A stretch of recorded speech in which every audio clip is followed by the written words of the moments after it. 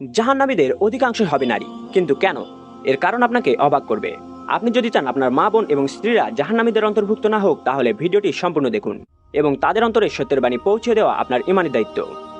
প্রথমত, রাসূলুল্লাহ সাল্লাল্লাহু আলাইহি সাল্লাম নারীদের হেয় করার জন্য এই হাদিসটি বলেননি, বরং তাদের পক্ষ থেকে যেসব সাধারণ ভুল হয়ে থাকে সেগুলো থেকে বিরত থাকার জন্য সতর্ক করেছেন। নারীদের ব্যাপারে যখন সাহাবারা জিজ্ঞেস করলেন কেন তারা জাহান্নামী হবে, তখন রাসূলুল্লাহ সাল্লাল্লাহু আলাইহি সাল্লাম বললেন, তারা বেশি অভিশাপ দেয় এবং স্বামীর উপকার অস্বীকার করে। অনেক সময় স্ত্রীরা স্বামীর শত উপকার ভুলে যায়, সামান্য কষ্ট পেলে বলে তুমি কখনোই আমার জন্য কিছুই করনি। এই অকৃতজ্ঞতার বিষয়ে হাদিসে সতর্ক করা হয়েছে। আর 2 নাম্বার, ঝগড়াঝাটি বা রাগের সময় কটু কথা এবং অভিশাপ দেওয়ার প্রবণতা নারীদের মধ্যে অনেক বেশি দেখা যায়। এমনকি নিজের সন্তানকেও রাগের মাথায় অনেক মা অভিশাপ দিয়ে ফেলে। এই হাদিসে নারীদের এই স্বভাবগত অভ্যাসগুলোর ব্যাপারে সতর্ক করা হয়েছে। পরিশেষে আল্লাহর দৃষ্টিতে নারী পুরুষ সমান।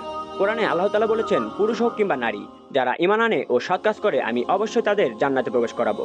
অর্থাৎ জাহান্নামের ভয় দেখানো মানে এই নয় যে নারীরা দুর্বল বা অযোগ্য, বরং এগুলো সতর্কবার্তা যেন তারা গুনাহের সাধারণ অভ্যাসগুলো থেকে নিজেকে বিরত রাখে।